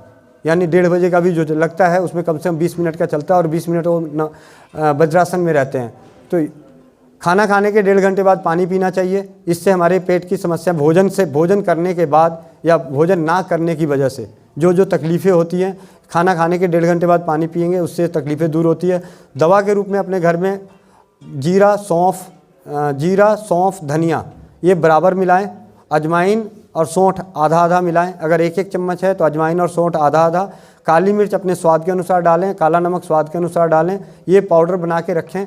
किसी को भी गैस की समस्या, बेचैनी, बहुत भयंकर गैस की समस्या हो रही हो, 1 चम्मच लें, उसको गर्म पानी दे दें, पीछे से उसको बोले कम से कम 100-500 कदम जरूर चलो, हलन चलन जरूर होनी चाहिए।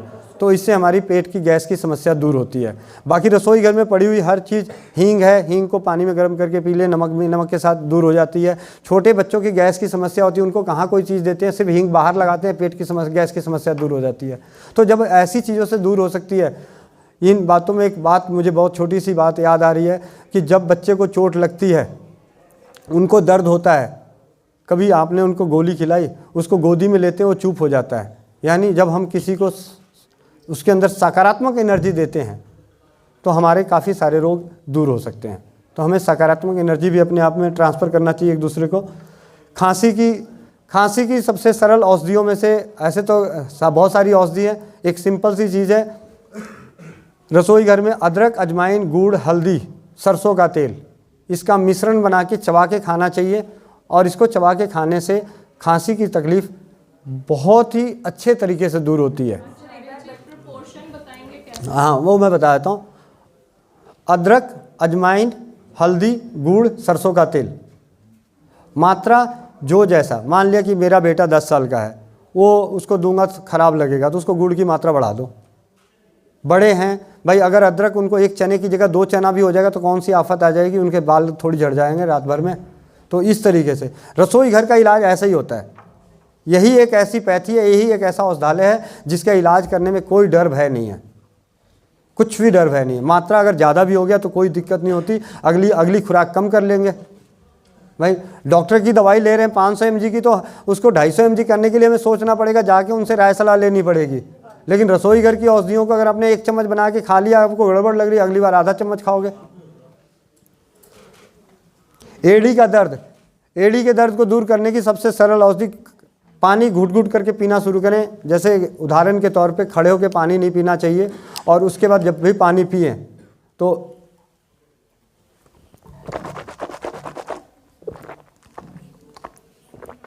मुंह में घुमा के उसको पिए, एड़ी का दर्द खत्म होता है पूरी तरह से।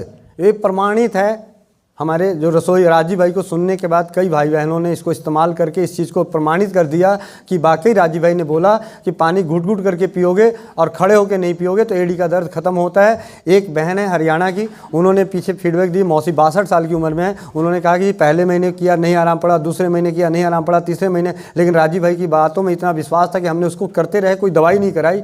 उन्होंने भी कहा, ठान लिया कि देखते हैं क्या होता है। तो 6 महीने बाद पता चला उनके एड़ी का दर्द गायब है। मेरे ऑफिस में मेरे कटिंग करता था, पेपर कटिंग का लड़का, वो पेपर काटता था, उसकी एड़ी में दर्द था। डॉक्टरों ने ऑपरेशन बोला था ESI हॉस्पिटल वसई दारापुर में। राजीव भाई को हमने सुना और उनको बोला भाई खड़े होकर पानी पीना बंद करो और सिप सिप करके पानी पियो। 6 महीने के बाद उसकी एड़ी का दर्द खत्म हो गया। आज 2022 है, उसका ऑपरेशन नहीं हुआ।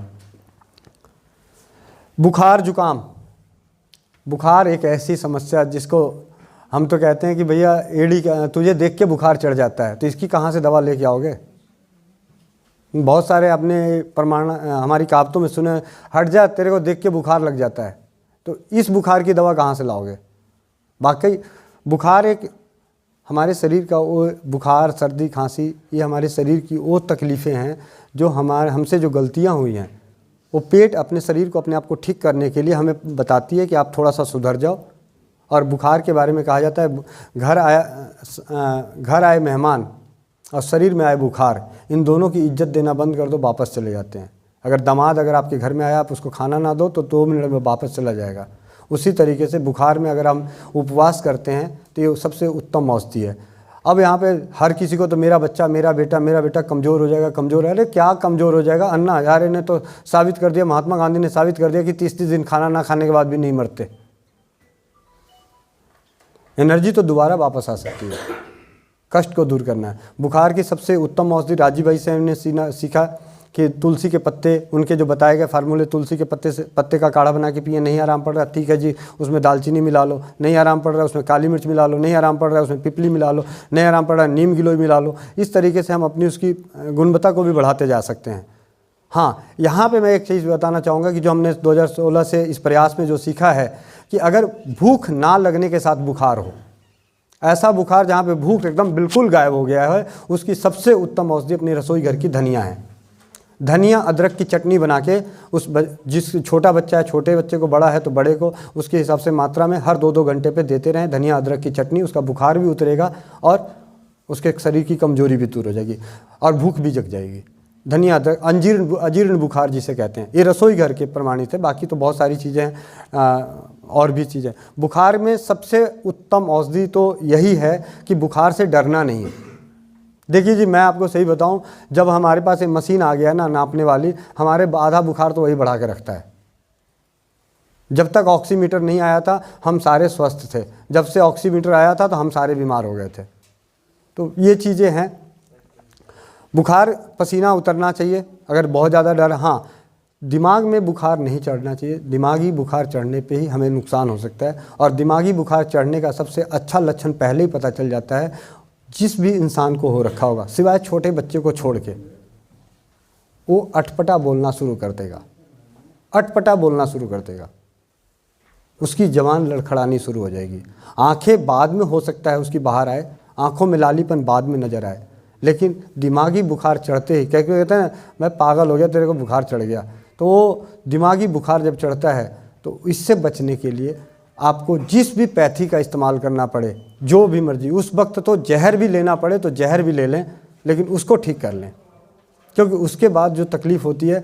आज हमारे जो छोटे छोटे बच्चे कई सारे रोगों से ग्रसित हैं, उनके पीछे एक बड़ा कारण है कि बचपन में उनको दिमागी बुखार हुआ था और वो दिमागी बुखार की कुछ चीज़ें सही से इलाज ना होने की वजह से वो बच्चा आगे ग्रो नहीं कर पाया, मानसिक रूप से, शारीरिक रूप से, किसी भी तरीके से। उसमें से एक बेटी मेरी भी है, मेरी छोटी बेटी के साथ भी यही हुआ था। उसको बुखार, और बुखार में उन्होंने ब्लड चढ़ाया दूसरे का, शायद उसके बाद से वो दिक्कत आई। भगवान की दया से, आप लोगों के आशीर्वाद से, राजीव भाई की कृपा से और होम्योपैथ की दवा से, जिन डॉक्टरों ने बोला था, चाहे वो एम्स हो, अपोलो हो, गंगाराम हो या ESI हॉस्पिटल की, ना बोल सकती है ना चल सकती है, आज बोलती भी है और चलती भी है। उसकी आंखें 90% स्क्विंट था, अंदर की तरफ तिरछापन, दोनों आंखें घुसी हुई थी। आज 10% रह गया है सुबह की बासी लार लगाने से, और होम्योपैथ का हमने सहारा लिया। हमारे साथ अच्छा यही हुआ था कि जितने भी डॉक्टर मिले थे सब ने यही सलाह दी थी कि इस बच्ची इतने छोटे से बच्चे 2 साल के बच्चे को क्या दवाई दें, आप अभी दवा मत दो, बाकी जो इस चीज़ें करें। आज वो चलती भी है, बोलती भी है, ठीक है, 12 साल की है, क्लास 1 में है, सबकी दादी नानी बन के रहती है। तो ये चीज़ें हैं। जुकाम की बहुत अच्छी दवा है। जुकाम अगर आप में से सबको किसी को भी हो जाए, सरसों का तेल नाक में डालें, नाभि में लगाएं, सर पे लगाएं, बहुत अच्छा है, जुकाम दूर होता है। जुकाम के लिए अपने घर में तुलसी है, अदरक है, अजवाइन है, जिस तरीके से बुखार की दवा है वही जुकाम की दवा है। 5 मिनट क्वेश्चन आंसर कर लीजिए। जी हाँ जी, आप में से किसी का प्रश्न हो तो आप बता सकते हैं। मैं आप जी हाँ, घुटनों में गैप, मैं आपके इस सवाल का एक सबसे सीधा सा जवाब देता हूँ। एक भाई और बेटे की तरह जो मैं बात करता हूँ, मैं एक भाई और बेटा, जो क्योंकि चिकित्सक तो ना मैं बनना ही नहीं चाहता, ना करना चाहता हूँ किसी को, क्योंकि भाई और बेटे के नाते जब मैं गौर किया तो मैं अपने गांव समाज के 2 गांव को मैं बहुत अच्छे तरीके से जानता हूँ, एक दादी गांव और नानी गांव, और वहाँ के जितने भी बुजुर्ग रहे उन्होंने कभी नहीं बोला कि मेरे घुटनों में गैप है। एक घुटनों में गैप उन लोगों ने बताया जिनको हमसे व्यवसाय करना है। असलियत में घुटनों में तकलीफ़ हो सकती है, घुटनों का दर्द हो सकता है। घुटने में गैप हमें चलने में नहीं बन रहा है, वो अलग बात है। घुटनों में गैप का इलाज कर रहे हैं, तकलीफ़ का इलाज नहीं कर रहे हैं, ठीक है। तो घुटनों के दर्द, अगर मैं कहता हूँ आपके घुटनों में दर्द है, आपको पूरी ज़िंदगी आपके घुटनों में दर्द ना होने दूँ, तो गैप ज़रूरी है या दर्द ना होना ज़रूरी है? हमें कष्ट मुक्त होना है, रोग मुक्त होने का तो प्रयास करना तो अपने वो आज सर पत्थर पे मारने जैसा है, कोई नहीं हुआ है। मैंने देख लिया, अभी पीछे हमारे ऑर्थो करके ब्रांड चलता था दर्द का, वो भी आज घुटने को लेके परेशान है। मैं अंबानी हमारे परिवार के, हमारे देश का। एक क्वेश्चन है, जो हमारी दीदी है उनको जैसे कि चेहरे पे मुहासे काफ़ी होते हैं, उसके लिए कोई आप घरेलू शॉर्टकट? जी मैं बता देता हूँ। सबसे पहले मैं यहाँ पे बताना चाहता हूँ कि हाँ, छोटी सी बात पहले मैं बताना चाहता हूँ कि अंबानी हमारे देश के सबसे बड़े और रईस अमीर हैं पूरे हमारे देश के। उनकी माता जी को भी जो चलती, मैंने उनकी कार से उतरते देखा तो मुझे समझ में आ गया कि दुनिया की कोई भी पैथी, कोई भी डॉक्टर किसी को इलाज नहीं कर सकता जी। अगर उनकी माँ का इलाज नहीं हो सकता तो हम में से किसी कोई खेत की मूली नहीं है जिनका इलाज हो सकता है। इसीलिए हमें अपने कष्टों को दूर करने का प्रयास करना है। पहले भी दादी नानी जो मेरे दादाजी हैं 92 साल की उम्र में गए हैं, वो भी घुटनों को लेके बैठ गए थे, तो भगवान के ऊपर छोड़ दिए थे। ठीक है, इस उम्र में होता है, थोड़ी बहुत तकलीफ हो गया, अब थक गया। हाँ, मैं ज़रूर कहूँगा अगर 24-25 साल, 30 साल, 40 साल, 45 साल, 50 साल की अगर तकलीफ़ है तो उनको तो मैं ज़रूर कहूँगा, लेकिन जो 60-70 साल के हैं उनको मैं ये कहूँगा कि आप अपने कष्टों को दूर करें। तो घुटने के गैप को दूर करने की सबसे उत्तम और सरल औषधि, एक तो घुटनों पे एलोवेरा का जेल आता है, एलोवेरा का जेल, हल्दी, अरंड का तेल। अगर आप में से कोई शर्मिंदा ना हो किसी तरीके से तो गाय का गोबर, इन सब को मिला के लेप बनाएं और उसको गुनगुना करके उसकी पट्टी करें जैसे पहलवान पट्टी करता है। 15 दिन की पट्टी कर लें, आपके घुटनों में कैसी भी तकलीफ़ होगी, तकलीफ़ें कम होती हुई नज़र आएगी। अगर तकलीफ़ कम हो रही है इसका मतलब हमारा रोग ठीक ही हो रहा होगा, तभी तकलीफ़ कम हो रही, नहीं तो ऐसे कोई हमने कोई अंदर से दवाई थोड़ी खाई थी जिसका असर हो गया था हमारी बॉडी पे। और बाकी अपने रसोई घर में बहुत सारी चीज़ें हैं, मेथी दाना। ऐसा होता है कि वो घिस के ऐसे तो जॉइंट है ही है, हाँ, तो वो घिस जाता है तो वहाँ गैप हो जाता है। हाँ, वो सारी बातें मैं मान रहा हूँ। देखिए बात हो नहीं, बात यहाँ पे आती है कि हम कर क्या रहे हैं भैया, हमारे साथ हो क्या रहा है, हमारे साथ सच भी तो नहीं बोला जा रहा है ना। देखिए आप में से मेरे को जवाब दीजिए, जब पहले हड्डियां टूटती थी तो प्लेट नहीं लगती थी, यही डॉक्टर, यही सर्जरी करने वाले, यही ऑर्थो के डॉक्टर उन्हीं हड्डियों को जोड़ते थे प्लास्टर करके। आज एक छोटा सा फ्रैक्चर हो जाता है, वही डॉक्टर कहते हैं जी प्लेट डलेगी। क्यों भैया, पुराना ज्ञान भूल गए क्या? नहीं, नया कमीशन आते हुए बात ये हो रही है। हमें भ्रमित भी किया जा रहा है, हमें कष्ट मुक्त हो। देखिए मैं कहता हूँ मैं कष्ट मुक्त हो जाऊं तो मुझे क्या फर्क पड़ता है कि मेरा किडनी है भी या नहीं है। गोविंद भाई, समय की हाँ, तो जी दीदी के लिए मैं क्वेश्चन किया था। झाइयों के लिए, मुहासों के लिए सबसे उत्तम जो अरंड का तेल, कैस्टर ऑयल और नींबू का रस बराबर मिला के रख लें और इससे आप क्रीम की तरह मसाज करें, रात्रि को करके छोड़ दें। अगर नियमित रूप से करते हैं तो आपके चेहरे की सुंदरता को बरकरार रखेगी। चेहरे से उपलब्ध जो भी चीज़ें हो रही हैं चाहे वो फुंसी हो रहे हैं, मुहासे हो रहे हैं, झाइयाँ हो रखी है, डार्क सर्किल हो रखा है, वो नष्ट होता है। आजकल सर शुगर की बहुत प्रॉब्लम आ रही सभी को। जी, शुगर की घरेलू नुस्खा या कोई उपाय है? हाँ, घरेलू उपचार में शुगर की सबसे उत्तम सरल औषधियों में, देखिए मैं यहाँ पे कम शब्दों में 2 बात, अगर शुरुआती शुगर है तो उसको तो उसी वक्त ख़त्म किया जा सकता है, विधिन 15 दिन 1 महीने के अंदर, क्योंकि हमारे साथ 5 भाई बहन ऐसे जुड़े जिनका शुगर हुआ और 1 महीने बाद ख़त्म, और जीवन में आज 6 साल बाद भी उनके जीवन में, किसी के 2 साल बाद अभी तक नहीं आया है। इसके लिए हमने किया था, रात को राजीव भाई बताते हैं, रात को मेथी दाना 1 से 2 चम्मच पानी में भिगो दिया, सुबह उसको उबाल के पिए, मेथी दाने को चबा के खाया, और रात्रि को आधा चम्मच दालचीनी का पाउडर 1 कप पानी में उबाल के चाय की तरह पी के सोए। ये इन 2 प्रयोगों को करने से नए नए शुगर के रोगी पूरी तरह से शुगर मुक्त हो सकते हैं, और साथ ही अपने भोजन का, परहेज का, उन सब चीज़ों का ध्यान रखें, अपनी जीवन शैली में बदलाव करें जो भी शुगर के। इसके लिए राजीव भाई के व्याख्यान पे बहुत अच्छी बातें बताई हुई है, आप उनको सुन सकते हैं। और जो पुराने हैं उनके लिए एक कॉम्बिनेशन बताना चाहूँगा, राजीव भाई ने भी बताया है, और राजीव भाई के प्रयास के बाद हमने भी कुछ और आगे क्योंकि उन्होंने बोला था कि समाज में, हमारी परंपराओं में, हमारे बड़े बुजुर्गों के पास बहुत सारा ज्ञान है, ग्रंथों में बहुत सारा ज्ञान है, तो उसके आधार पे जब हमने एक कॉम्बिनेशन और तैयार करी तो वो भी बहुत अच्छा कार्य कर रहा है। इसके लिए अर्जुन की छाल, दालचीनी, मेथी दाना, अजवाइन, अर्जुन की छाल, दालचीनी, मेथी, अजवाइन, इन सबको बराबर मात्रा में पाउडर बना के रखें। इसकी आधा से 1 चम्मच को चाय की तरह, काढ़े की तरह, जिस मर्जी किसी भी तरह के बना के दिन में 2 से 3 बार। अगर किसी को एकाएक बहुत ज़्यादा बढ़ा हुआ, एकाएक बढ़ गया, अब उसको कम करना है, तो इसकी या तो इसकी खुराक तेज करनी है, जैसे डॉक्टर की भाषा में भाई वो डोज बढ़ाते हैं, खुराक बढ़ाते हैं, उसी तरीके से हमें इसकी खुराक बढ़ानी है, डोज बढ़ानी है। तो इस तरीके से, हाँ, डायबिटीज़ रोगियों में एक चीज़ और देखी गई है, जलन की समस्या, जलन होती है, उनके तलवों में जलन होती है, तो उसको दूर करने के लिए कच्चा आलू, इसको पीस के अपने मसाज करें। गोंद कतीरा, जिसको कहते हैं बबुल की गोंद मिल जाए, बबुल की गोंद और धनिया और मेथी दाना रात को पानी में भिगो दें, सुबह उस पानी को पी लें, और जो नीचे जो छान के रखेंगे उससे अपने तलवों की मसाज कर लें। नियमित रूप से करने से जलन नष्ट होती है। जो इंसुलिन पे आ जाते हैं उनके लिए कुछ है? हाँ, इंसुलिन छोड़ने के लिए सबसे पहली चीज़, धीरे धीरे अपने शरीर को, और व्यक्तिगत तौर पे मैं यही कहूँगा कि जितने भी इंसुलिन के रोगी हैं, तो जहाँ से भी उपचार करना चाहते हैं, जिससे भी करना चाहते हैं, तो व्यक्तिगत तौर पे मिल के, क्योंकि जब वो छोड़ेंगे उनके शरीर की जो तकलीफ़ें होगी, एक्चुअली क्या हमारा माइंडसेट बैठ गया है, रिपोर्ट, शरीर नहीं, रिपोर्ट क्या कहती है, शरीर क्या कहता है।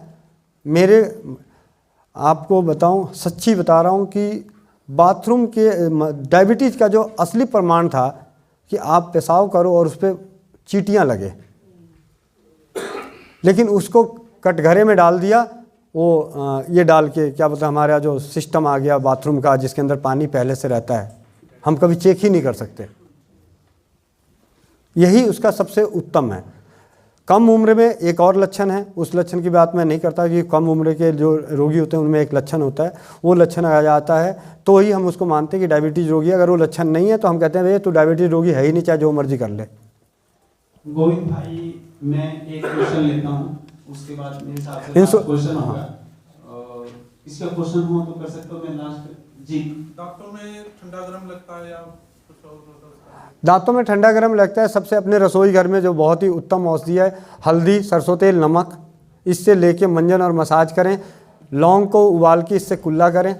अगर आपके आसपास में यहाँ तो बहुत ही अच्छा पेड़ पौधे हैं, आप इधर से जाते हुए कहीं भी बबूल की पेड़ नज़र आ जाए, अपामार की पेड़ नज़र आ जाए, पीपल की पेड़ नज़र आ जाए, उसका दातुन कर लें।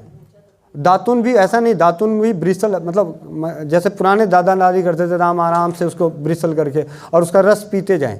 शुरू में तो थूक दें, बाद में थोड़ा बहुत उसका रस पिएं।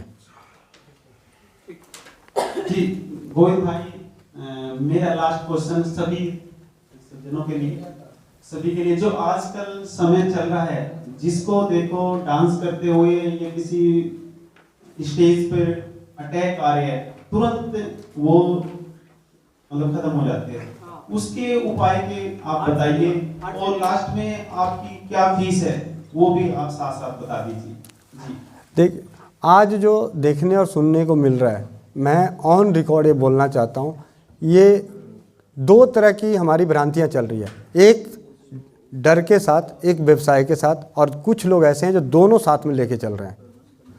बहुत सारे लोगों का कहना है कि जो पिछले टीकाकरण हुआ है उसके दुष्प्रभाव हैं। मैं कहता हूँ हो सकता है उसके दुष्प्रभाव हो, लेकिन आपके इस बात को बोलने से समाज में और डर फैल रहा है, और वो डर ही सबसे बड़ा जहर है। और जिनको ये तकलीफ़ है, किसी को भी ये तकलीफ़ होती है, डर लगता है कि मुझे हार्ट अटैक आ जाएगा, भाई आएगा तो कोई रोक भी नहीं सकता, बंद हो जा शीशे में, जहाँ मर्जी रह लो, कोई नहीं रोक सकता। हमारी की गई गलतियों, हम ऐसा क्या करें कि हमें ना हो। भाई डर को ख़त्म कर लें, जंग जीत जाइएगा। बहुत सारी समस्याओं में, बहुत सारे कष्टों में जब डर खत्म होता है, हमारा शरीर एक ऐसा हार्मोन्स क्रिएट करता है कि हमारे रोग को अंदर ही अंदर ख़त्म करने लगता है। डर को ख़त्म करना है। रसोई घर की औषधियों में सौंठ एक ऐसी औषधि है, सौंठ, जो हमारे शरीर के सभी विजातीय तत्व को बाहर निकाल सकती है। सौंठ, ऐसे तो लहसुन भी है, दालचीनी भी है, सारी चीज़ें हैं, लेकिन सौंठ का मैं इसलिए बोला क्योंकि मैंने पिछले कोविड के दौरान जो भी चीज़ें हुई या जो भी हुआ, तो उसके बाद हमने जब इसका प्रयोग किया, मैं इसका उदाहरण बता रहा हूँ कि बार बार जांच हो रही थी, निगेटिव पॉजिटिव आ रहा था। बंदा कह रहा है भैया मेरे को तो इंडिया आना है, या मेरे को यहाँ बड़ा बुरा हाल है, इंडिया जब भी जाता हूँ मेरे को पॉजिटिव आ जाता है, मैं फिर यहीं बैठ जा रहा हूँ। मैंने कहा एक काम करो, सरसों का तेल लगाओ, सौंठ लो, नाक के अंदर खींच लो खूब अच्छे से, एकदम बारीक पाउडर ऐसे खींच के, और काली मिर्च उबाल के पी के जाओ। अगर ईमानदार होगा तो दो तरह की रिपोर्टें बन रही थी, हाँ उसमें जो भी है 2 तरह की रिपोर्टें बन रही थी, तो कहना अगर वाकई ईमानदारी की होगी तो इस बार निगेटिव आना है। और भैया पूरा परिवार, 11 जनों का परिवार निगेटिव होकर आया। जी भैया, बहुत बढ़िया। तो सौंठ का सेवन कैसे करना है बता देता हूँ। सौंठ, चौथाई चम्मच सौंठ। किसको कैसा पसंद है, मीठा, खट्टा, तीखा, जिसको जैसा पसंद है सौंठ को उस तरीके से लें। खट्टा पसंद है, सौंठ को उबालें, उसमें नमक और नींबू मिला के पिएं। जिसको मीठा पसंद है, सौंठ और गुड़ उबाल के पिएं।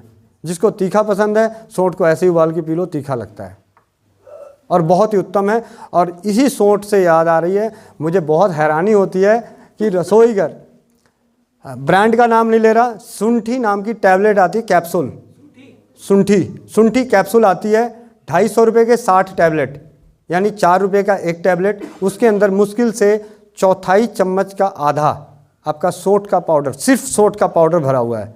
यानी हमारे रसोई घर से भी व्यवसाय चालू हो गया है। अगर उस पर लिखा हुआ है 2 कैप्सूल आप ले सकते हो, और हम अगर बोलें कि चौथाई चम्मच सौंठ ले लो तो गर्मी लगेगी। ये चीज़ें हैं। जी भैया, बहुत बढ़िया। भैया समय का काफ़ी अभाव है, आदेश है, आप अपनी जो फीस है जो उसके विषय पे आप थोड़ा सा बताइए। जी हाँ, जैसा कि भाई साहब ने बताया, सुशील भाई ने बोला, हमारी दादी नानी ने मेरा इलाज करी, मेरे परिवार का इलाज करा, अपने सभी पीढ़ियों का इलाज करी। मैं तो खुद ऐसा सौभाग्यशाली इंसान हूँ जिसने 2 माँ का दूध पिया है, एक अपनी माँ का और एक अपनी नानी का, जिसकी छोटी बेटी 14 साल की थी, और 14 साल बाद मेरे लिए उनके स्तन में दूध आया था, और मैं नानी का 3 साल दूध पिया हूँ। और हमारी नानी ने कभी भी मेरे हर शरीर बीमारी का, मेरी दादी ने हर बीमारी का, चाहे मेरे पेट में दर्द हो, सर में दर्द हो, कंधे में दर्द हो, पैसे नहीं ली। तो रसोई घर की चिकित्सा में मेरा कोई सारा का सारा निःशुल्क और निस्वार्थ होता है। जी, वंदे मातरम।